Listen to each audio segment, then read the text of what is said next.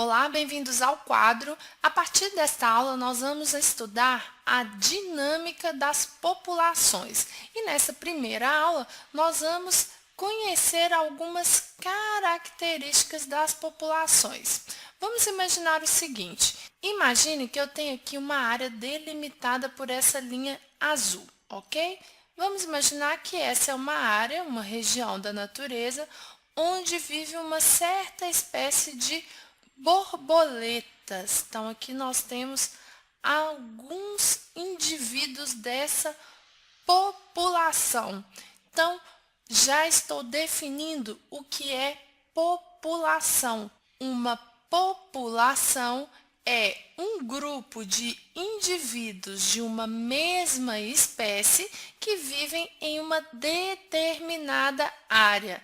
Para a ecologia, essa população recebe o nome de população biológica. Esse é o nome completo. E as populações, elas não são estáticas. Uma população pode, por exemplo, aumentar de tamanho, a população também pode diminuir, perdendo indivíduos, e também pode se estabilizar, mantendo um equilíbrio do número de indivíduos que se encontra na mesma área. Inclusive, uma população pode até mesmo chegar à extinção em casos extremos. Há alguns aspectos que caracterizam uma população e nós vamos estudar alguns nesta aula. O primeiro aspecto que nós vamos definir é a densidade populacional. Esse é um dos aspectos que vão caracterizar uma população biológica. O que significa densidade populacional? Vamos aproveitar o mesmo desenho. Vamos considerar que essa área tenha 1 km² de extensão e que, na verdade, cada indivíduo aqui representa 100 indivíduos, ou seja, nós temos aqui, ao todo, 400 borboletas. A densidade populacional de borboletas nessa área é igual a 400 habitantes por quilômetro quadrado. Geralmente, a densidade populacional é o número de habitantes sobre o quilômetro quadrado. Generalizando, então, a densidade populacional é igual ao número de indivíduos que vivem em determinada área. Quando se trata da população humana, nós chamamos essa densidade populacional de densidade demográfica. Geralmente, o censo que é realizado no país determina a densidade demográfica do país como um todo e também das regiões. Para vocês terem uma ideia, a densidade demográfica no Brasil é de aproximadamente 22,4 habitantes por quilômetro quadrado. E no período de 2000 a 2010, a taxa de crescimento populacional foi igual a 1,17% ao ano. E a taxa de crescimento populacional é outro aspecto que nós vamos estudar nessa aula. A taxa de crescimento populacional vai nos informar o quanto que uma população cresceu. E ela pode ser absoluta ou relativa.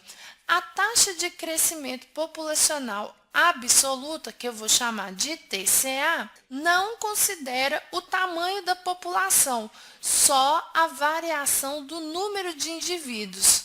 Essa taxa mede, dentro de um período de tempo, quanto variou o número de indivíduos em uma população. Nós temos aqui o número de indivíduos final menos o número de indivíduos inicial sobre o período de tempo.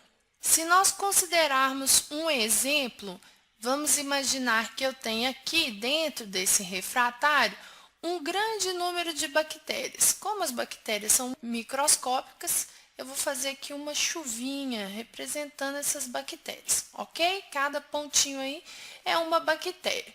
E vamos imaginar que no tempo t igual a 0, eu fiz uma primeira contagem de indivíduos e que eu contei no interior desse frasco, desse vidro, 5.000 bactérias. Vamos imaginar, então, que eu deixei o tempo passar e 3 horas após, eu contei novamente o número de bactérias que havia nesse frasco. Ou seja, no tempo t igual a 3, eu fiz uma nova contagem e o número de bactérias que eu encontrei foi igual a 20.000. Qual será a taxa de crescimento populacional absoluta para este caso?